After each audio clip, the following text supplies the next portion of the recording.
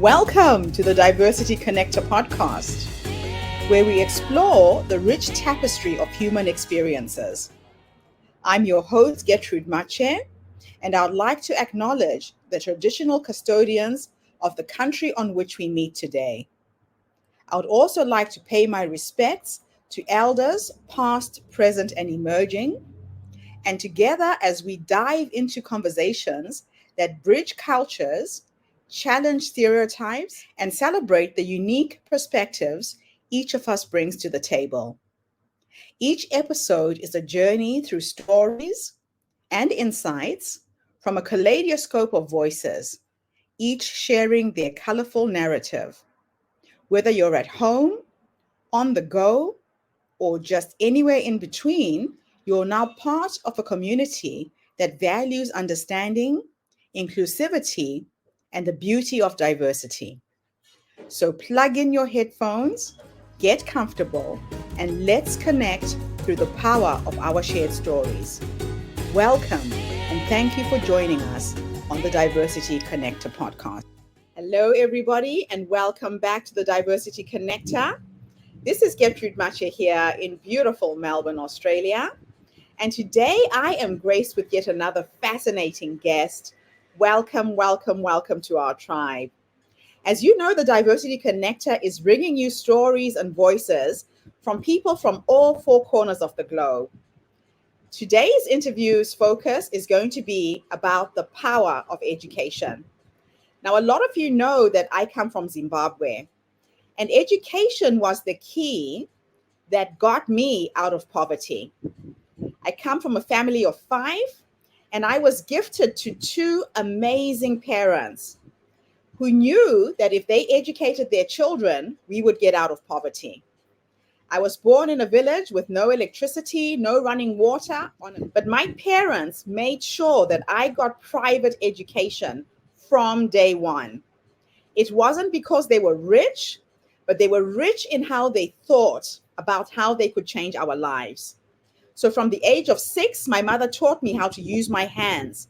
I was taught how to knit, how to sew, how to crochet, and make things to sell to make money for my own school fees. My mother was the most amazing salesperson you will ever meet. And she used to tell me that so long as you can use your hands, you cannot go hungry. My father, on the other side, was the visionary. My father was the man who made me dream and dream big. He said that if you can see it in your mind, everything in your mind can be turned into reality. The only limitation is you. So, my next guest, welcome to our tribe. Please tell everybody your full name, where you're based, and share your story with us today.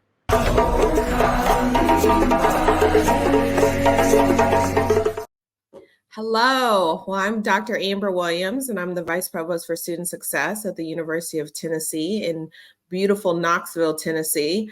I am originally from Kansas, though, from Wichita, Kansas, part of the Midwest in the United States, and lived there, grew up there, and am a child of 2 beautiful parents who also grew up in the Midwest as well. My mom was an attorney, and my dad was actually an NFL football player, retired early in his career, and ended up being a counselor in the Midwest as well. So I went to the University of Kansas for my undergraduate degree, then started working at the University of Kansas in higher education, then went pretty quickly to the University of Nebraska, spent about 16 years there, moving my way up in higher education there, got my master's and doctorate degree while working full time.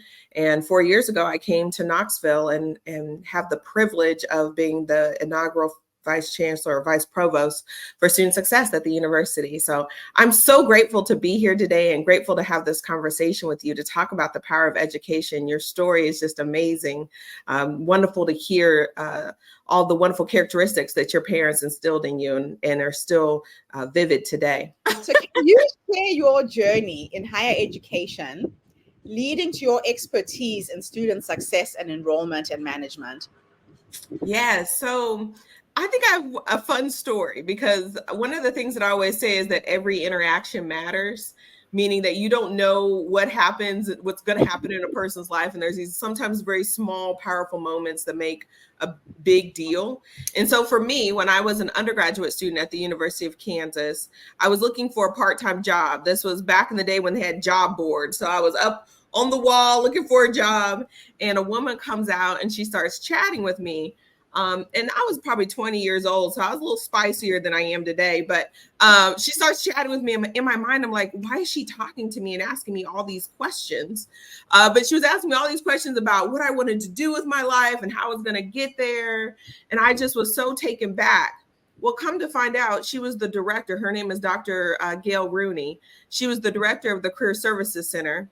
And she asked me all those questions because it ended up at the end of that brief conversation of me at the job board, she ended up saying, hey, Amber, do you want to apply for my event internship?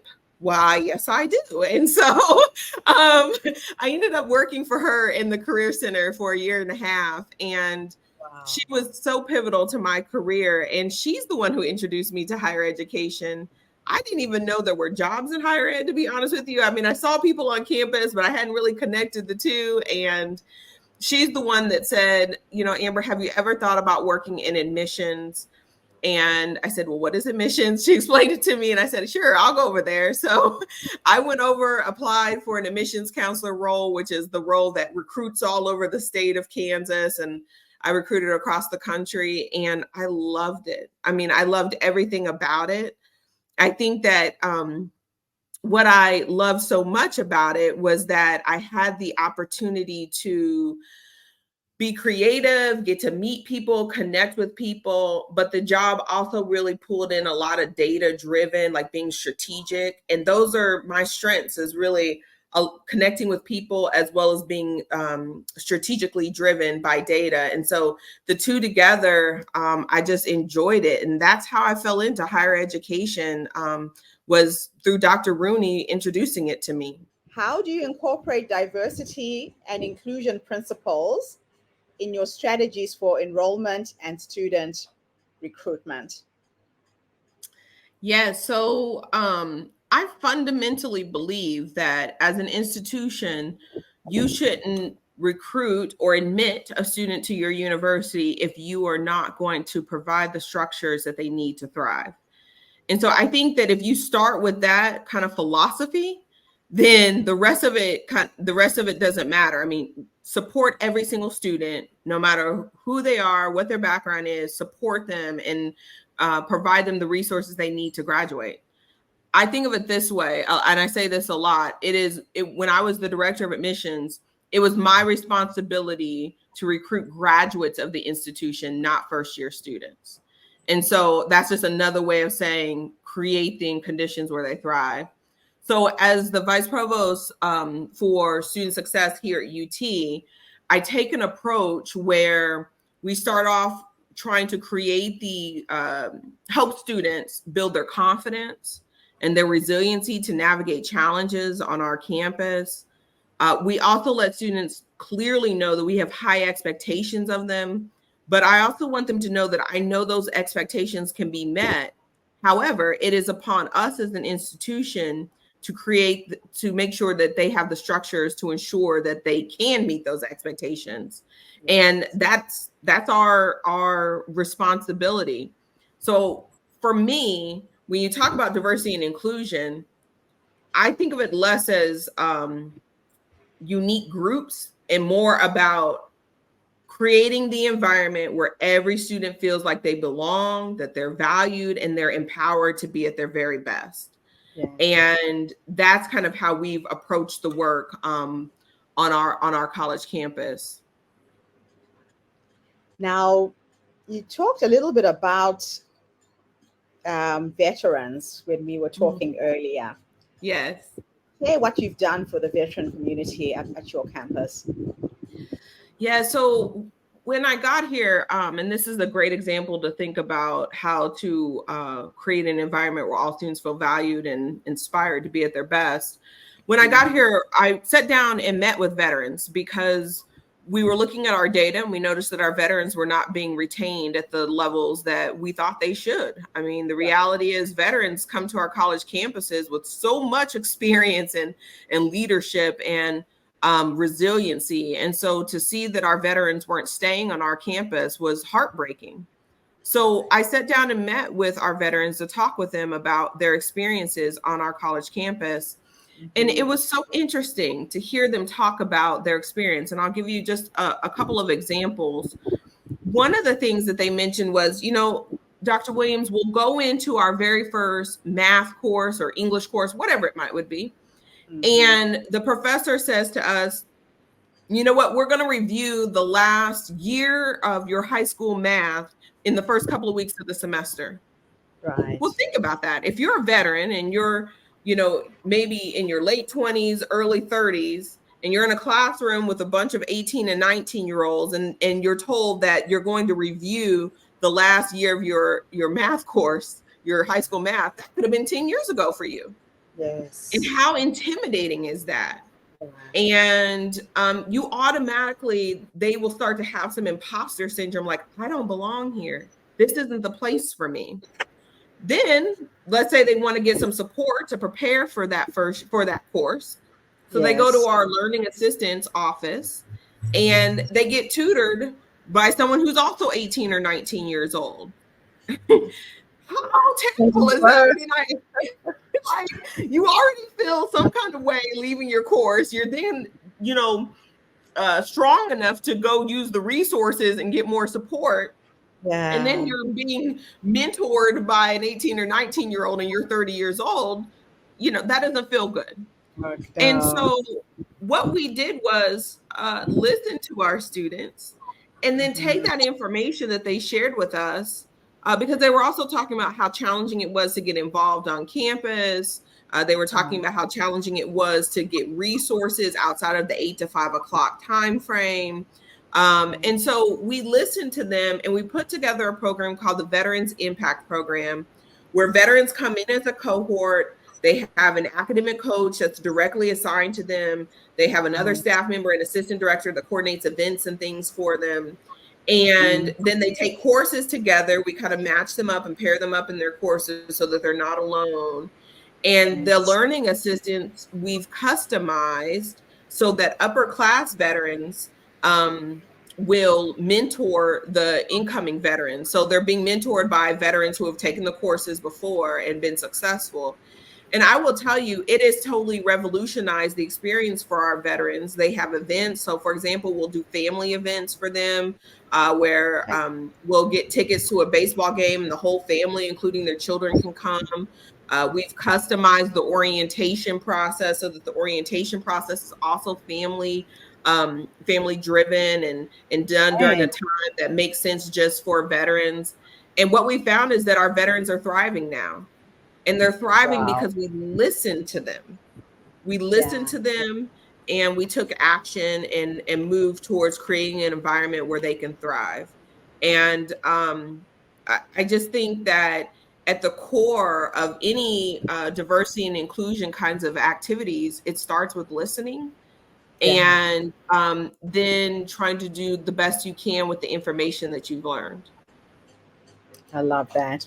So how do you incorporate diversity and inclusive principles into your strategies for enrollment management and student recruitment? Yeah, so I think it starts with your institution's vision and values, or any organization's vision and values. And without the interest in the organization wanting to create an environment that motivates people to be their best, I don't know that you can align your activities and your strategies with that. So what we've done at the university is, one, it's a part of our vision. The university has a strategic vision that in a couple of years ago, about 800 people got together to put together the university's strategic vision. And one of the focuses in that strategic vision is called creating the volunteer experience. And when you get into the details of that volunteer experience, one of the things that we talk about is that we want to provide students and all people that are a part of the university, we want to provide them the education they need when, where, and how they would like to receive it, which means that we're approaching the work differently. You know, higher ed has always been one of those that sits on the pedestal and says, this is what you need to be successful. And we flipped that and said, no, you know what you need. Let us then deliver that information in the modality that you might would like it, in the pathway that you might would like it. And so that has been fundamental to the work that we've done here at UT. And I think it's also been fundamental to creating some of the resources where our students are thriving. To give you a specific example of that, when I got to UT, I've been here 4 years. And when I got here, I met with about 150 first year students, and I talked to them about their experiences at the university. And what they said was, you know, Dr. Williams, there are lots of resources on our campus, but we don't know who to go to, when, where, or why. So in some cases, we don't go to anybody. We just like figure it out on our own. And I was like, I don't know if that's what I want you to be doing, especially without knowledge of supporting each other. And so what we did was, okay, let's think about how do we simplify this for them. And what we did was create Vol success teams. So every single student is assigned 3 people, an academic advisor to help them figure out their major, what courses to take, what is their academic path. They're assigned, the second person is an academic coach, which you can think of this person as like their cheerleader and someone that helps them put together a student success plans of what are their academic and personal goals, both inside and outside of the classroom. And the third person is their financial aid advisor. And what we found is that by simplifying the process and communicating to students who their Vol Success team members were, why they should go to them, and creating incentives to go to their Vol Success teams, that our students were going to these team members and were really finding the conversations beneficial. And in fact, and this was assigned to all students, every student was assigned this, but we found that our first gen, low income, and students of color, they went to their Vol Success team members at higher rates. I mean, they really kind of grabbed onto this. So again, even though it was available to all students, and for example, just last fall, or I should say last year, there were 16,000 appointments that our academic coaches had with students, and there were 45,000 academic advisor appointments. So when I say they're going, they're going. But they're doing it because they're finding benefit in meeting with their Vol Success team members, and they're finding community and relationships with those members. And because of this, what we're seeing on the back end from a data perspective is that students are reporting lower levels of stress. Students are reporting a higher sense of belongingness to our campus and feeling like they're a part of UT. And they're also sharing with us that their perception of being successful academically on the campus is higher as well, which has led to higher retention rates. We've had our highest ever, 91.1% of our students returned after their first year. Just 4 years ago, it was 86%. So that's a huge jump for us. And that's primarily happened by us creating the volunteer experience, right? It's from creating a structure where we meet with our students, we talk to them, understand what they need, and then the coach and the Vol Success team is creating the pathways to make that happen. And in particular, like I said, our marginalized groups have really just connected with these Vol Success team members and have used them at really high levels. And it has a lot to do with why our retention and graduation rates have increased so dramatically. So what innovative approaches have you developed or implemented to foster success for first generation and low income students? Yeah, so we have found by looking at our data that first generation students, well, let me actually first back up. University of Tennessee, we have one of the highest number of first generation students and Pell eligible students on our campus within the Southeast Eastern Conference. So it's about 25% of our student population is first gen or low income. That's something we're really proud of. But as a part of that, we see it as our responsibility to ensure that they graduate.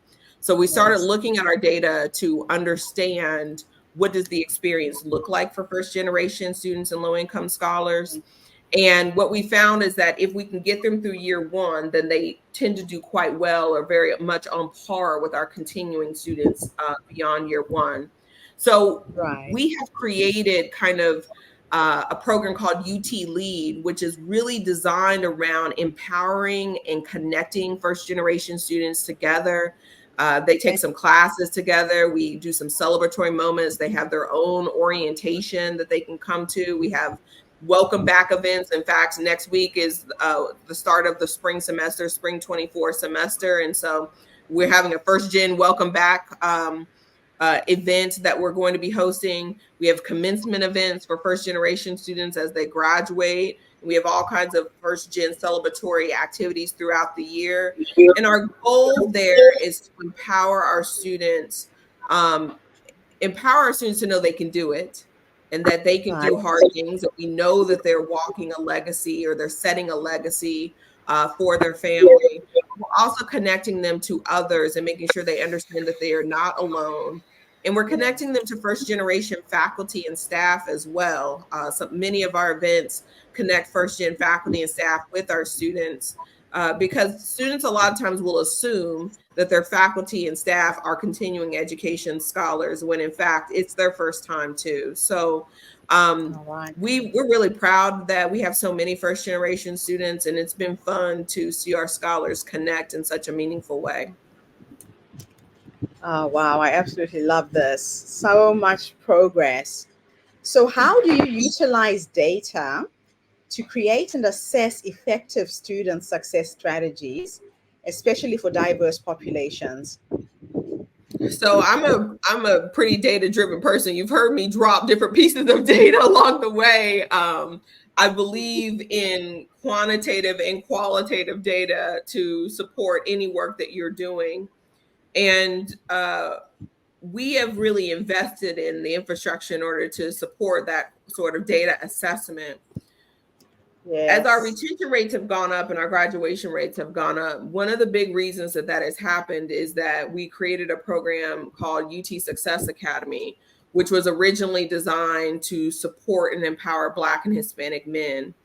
And the reason we started looking at this program is that we wanted to increase our retention rates. And one area where we had the most opportunity for growth and enhancement was with Black and Hispanic men. So we did a survey to our current students, and asked them about their experiences at UT. There was about 200 or so scholars that responded to our survey.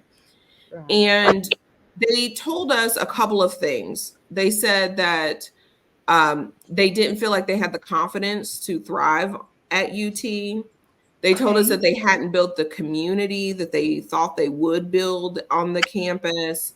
And then the third was some financial things that the scholars, financially were struggling.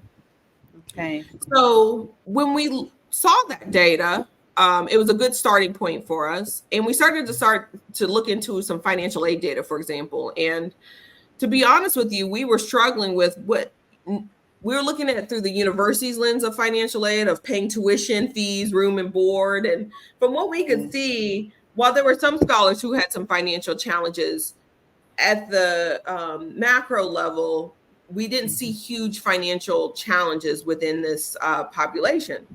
So we started to talk with the students directly, and we had these little focus groups. Do you know that their financial challenges were completely different than what we thought? While there were some scholars who were struggling to pay tuition and fees, and there were some things we needed to work on there was a good chunk of them that they were choosing to live further away from campus to get cheaper housing or less expensive housing. And then since they were living further away from campus, that was then impacting their ability to come to campus, to go to class, and to go to their student organizations, which in turn, of course, impacts their sense of belongingness and impacts their confidence to thrive in the classroom, right? So had we not talked to them, we would have assumed something completely different. Yes. And That's because fascinating. isn't it fascinating? Like just literally sitting and talking to them. And what we learned is that because they didn't have the mentorship that they needed on campus, they were making these decisions in a bubble and not realizing the impact and how it's affecting their ability to do well on our campus. Okay. So, long story short, what we decided to do was to create a program for students.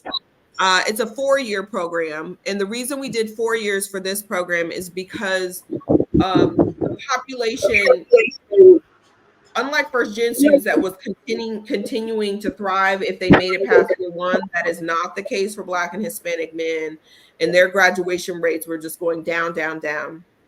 And so we did a 4-year program for them. We're in year 3 of the pilot. And I will tell you, by creating this community, they take a few classes together. They have staff that support them. They have their Vol Success team that's a little customized team. They have lots of events and things going on. Right. By investing in this program, they are being retained at higher levels than the general population. Last year, so the campus was 91%, they were 93%. Wow. We're on target to hopefully have almost 80% of them graduate. Prior to the program is a 49% graduation rate, and we're close to 80% now. Again, we got one more year, so I got fingers crossed I get them through this last year. But my point is, it goes back to being data driven, but also listening. And then acting on what they say they need. And so we built the program based on their voices and aligning that with best practices, but it's still based on their thoughts. Yes. Yeah. So how does your leadership philosophy of prioritizing people, priorities, and projects manifest in your role? Well, if you can probably hear this from me, but I believe in the power of people. I mean, it is an honor to wake up every single day to think about how to support students. I mean, I feel like I have the best job ever. And organizations are run by people. They're run by people and they're run for people. I mean, if you think of specifically education, I mean, we're here to support our students. And so I think you have to keep your people at the forefront of all conversations. And the moment that you start to pivot, then you'll lose the purpose. And then your priorities are probably not going to meet the needs of the people you are serving. And so I focus on people first, very student-driven leader. I'm very interested in what my staff think that we need to do to support our students. Their opinions are really valued because they're on the ground. They hear from students. But I start with our people, and then we build priorities based on what are the needs of our people, and then the projects that we do are tied, or the tactics, if you want to think of it, are tied to the priorities. And so, but it starts with our people. And again, the moment you lose that focus, you'll make decisions that are just not going to meet the needs of your organization. So can you discuss your role or your approach to managing complex budgets to align resources with institutional priorities, particularly in supporting diverse student groups? Yeah, so it's so funny you asked me this, because the first time I ever did this in my career was when I was the director of admissions. Well, let me actually even back up from there.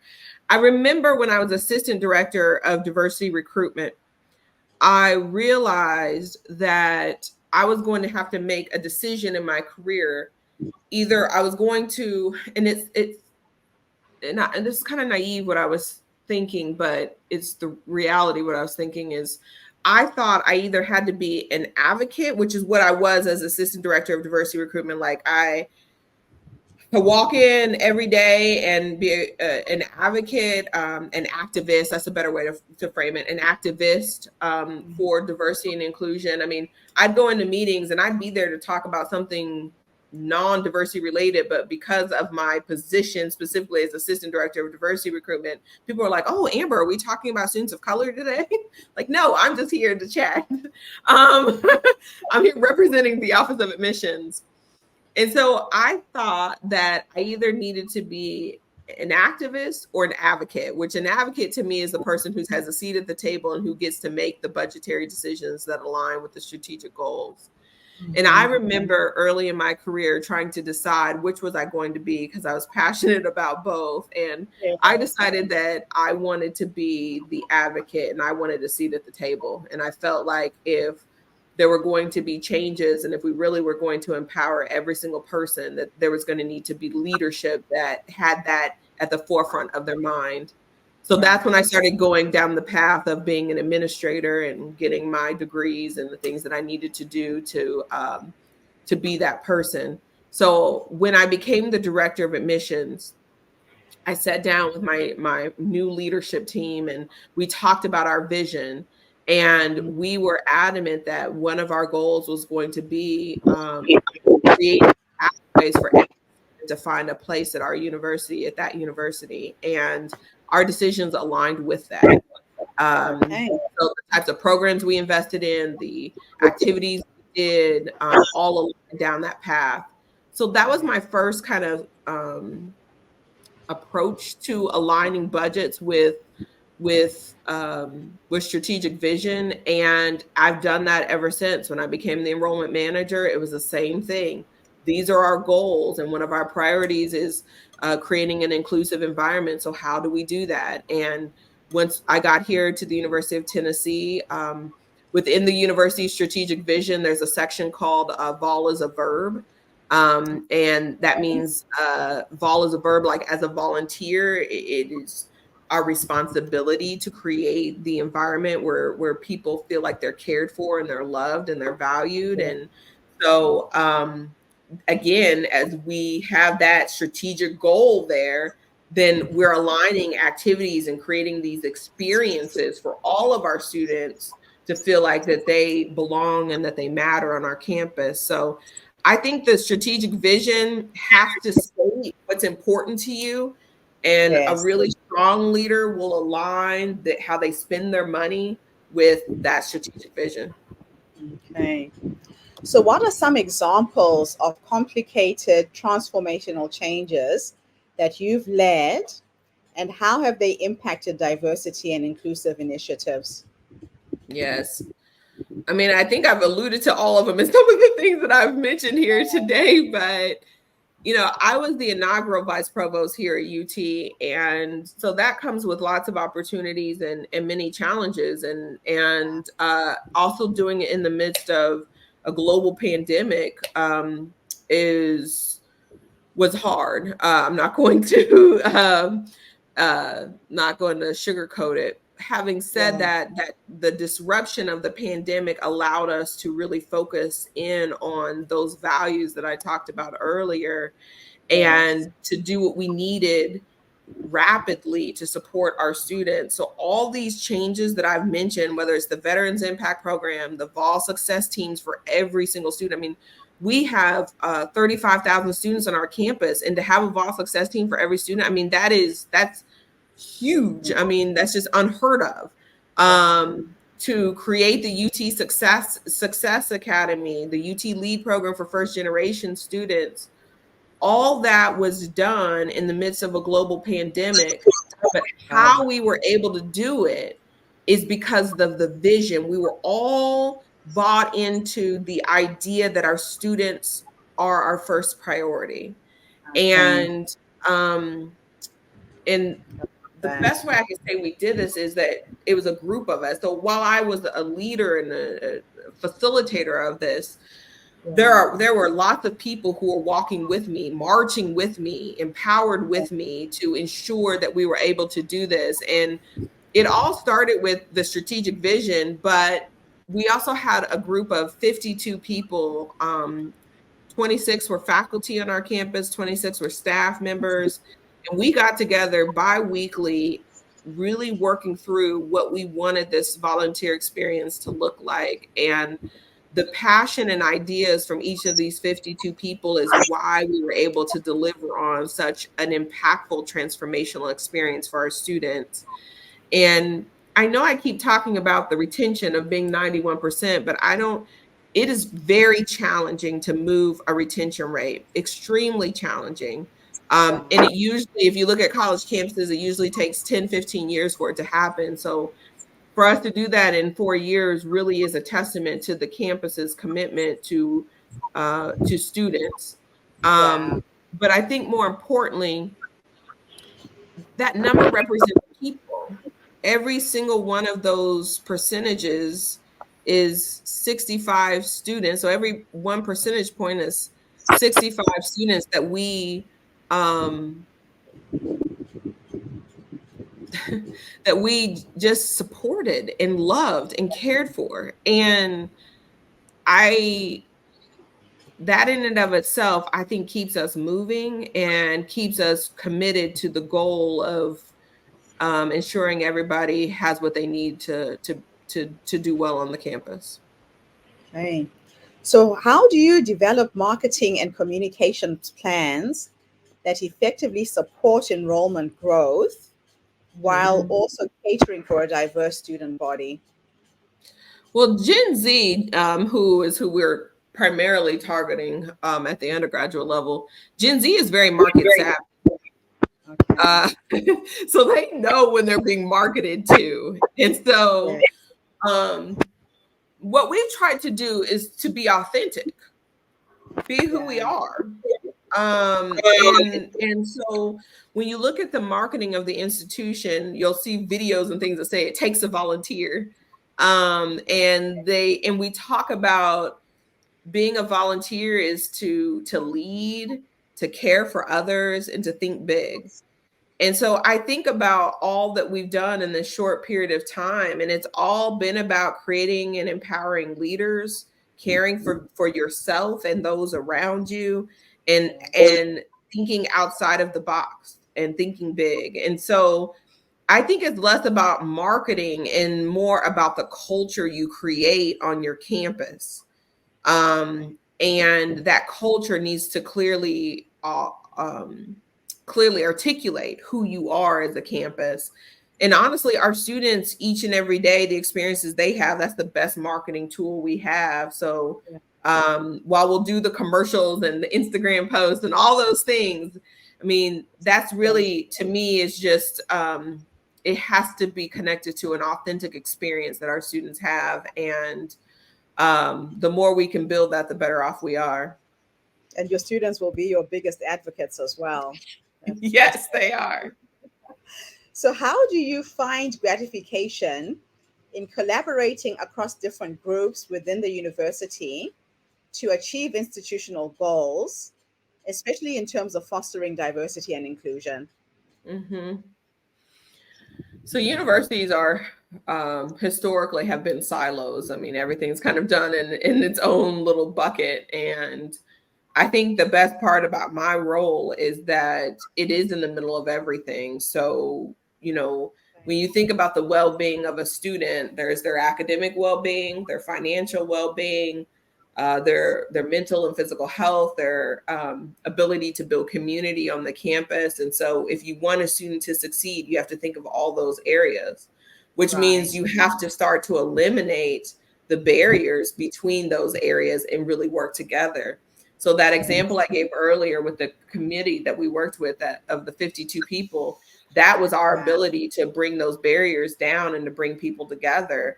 And by doing that, that is why we have been able to see the success that we've seen, because we've built synergistic relationships across, you know, what normally would be relationships that didn't exist.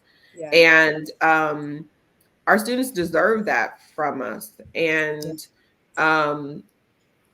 it's more challenging, and sometimes it takes longer to go and talk with someone from across in another office. But I always say when students, if a student leaves our institution and they have a negative experience, they're not going to say, you know, division of student life or division of, you know, academic affairs or whatever it is, Yeah. you know, screwed me. They're going to say the University of Tennessee screwed me. So they don't care what office it is. And so we So need to true. not care about what office it is and really focus on what matters, which is creating an impactful student experience. So I think the more we can do that, the better off we serve every single one of our students, but particularly marginalized groups who don't even understand the structure that we're talking about. So all these different offices and things, that those structures don't even exist in their mind. And so the more you can eliminate that and just create a comprehensive experience, the better off you're going to be. Okay, so my last two questions for you are a bit of a time experiment. Okay. If I could teleport you into the past to go and have a conversation with that young woman who set out to change the world through education, if you could go back and give her 3 nuggets of wisdom based on what life has taught you up until this point, what would you say to her? I'm Oh my asking this goodness. question. One of your students picks up on this podcast, decides to follow a career in your path. What 3 nuggets of wisdom can you share? Okay. So as soon as you said that, the first thing that came to mind to me was, girl, be yourself. You have exactly what you need to be successful. Believe in who you are, and just show up and be yourself every single day. The second thing that I would say is to connect with mentors and sponsors. Mentors are people who are going to guide you, give you advice, and they're also going to give you tough advice, and be willing to hear that constructive feedback, because that constructive feedback will help you be better each and every day.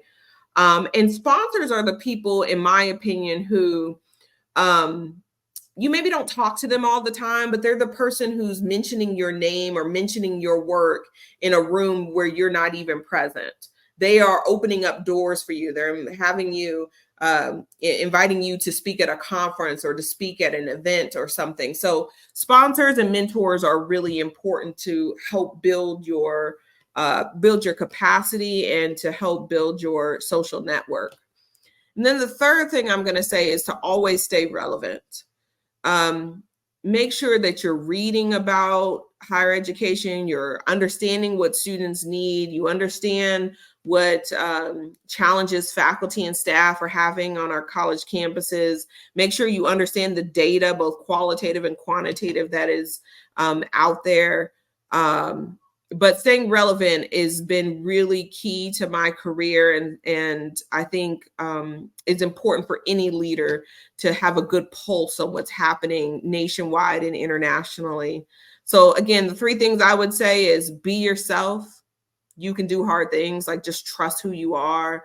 2, to make sure to connect with sponsors and mentors. And then 3, to stay as relevant as possible. Fantastic. Last question. I'm going to teleport you into the future now. You are 90 years old and you're sitting in your rocking chair on your porch, surrounded by your children, your grandchildren, your great-grandchildren, your husband, your dogs, your cats. If I could teleport you into the future to have a conversation with a 90-year-old you, based on everything you have achieved and you are achieving in this life, what would you say to this wise woman who's led you to that point? Oh man, you're gonna make me tear up a little bit thinking about my family and things around me. You know, I would tell me, you did well. You did well. You supported the people around you. You empowered your children and others' children, other people's children, to be at their very best. And I hope at 90 years old that I'm able to reflect on all the lives that I've been able to positively impact, and have left a legacy of really amazing leaders behind me. So I don't know, like that's a hard question, but I guess at 90, I would just say to myself, you've done well. And in just continuing to encourage people to be at their best. I mean, that's been my goal in life, is empowering others. So I hope that that's what I'm able to say to myself. That is a beautiful way to end our interview. The reason why I ask this question a lot is a lot of women don't realize that the wise woman is already in us. That little voice that prompts you to take action, to go left, go right, make this decision, don't make that decision. We forget that she's in us, leading us into the future. So I pay a lot of time and I play a lot with my future self. If I'm trying to figure something out, I go into my meditation, my prayers, and I ask her, what is my next step? And then you wake up in the morning with these little knowings, these little, flashes of brilliance. And you think, where did that come from? But it's coming from us, right? Absolutely. Oh, that is beautiful. You've given me something to think a bit about, but I thank you for that reflection moment, because it was necessary. And I think you answered it really well, because you got emotional. You know why you're on this planet. You know why you're doing what you're doing. You know you're impacting on millions, generations of people's lives. And that's where that emotion came from. Yes. You are not doing the job. You are changing the world one student at a time. So thank you for your work. Thank you for your leadership, your vision, and your passion. It's been an absolute thank you. I'm actually tearing up myself sitting here. Thank you so much, Dr. Williams. This has been a fantastic interview. Thank you for having me, and thank you for what you're doing to empower so many women across the globe, and sharing your story with so many of us. And I look forward to seeing all that you will continue to accomplish. Thank you. And thank you to everybody who tuned in today. The Diversity Connector is a platform that connects you with brilliant minds, amazing stories every single day, celebrating our diversity. So tune in again tomorrow when I interview yet another amazing guest. In the meantime, have a fantastic day, morning, or evening, wherever you are in the world. And Dr. Williams, thank you again for the interview. Thank you. Bye for now, everybody. And that's a wrap, everybody, on today's episode of the Diversity Connector podcast. Thank you for tuning in and being part of our vibrant global conversation. My name is Gertrude Mache, and it's been an honor to share this space with you, where voices from all walks of life come together to weave a tapestry of diverse perspectives. Remember, every story you heard today is a thread in the rich fabric of our shared humanity. As you step into your world, carry these stories with you and let them inspire you to embrace and celebrate the rich diversity around us. Don't forget to subscribe, rate, and review our podcast to help us share these inspiring stories with more listeners. Follow us on social media by simply looking for the Diversity Connector podcast for more updates. Until then, keep connecting, keep learning, and keep celebrating the beauty of diversity. This is the Diversity Connector podcast, signing off. Stay curious, stay open, and stay connected.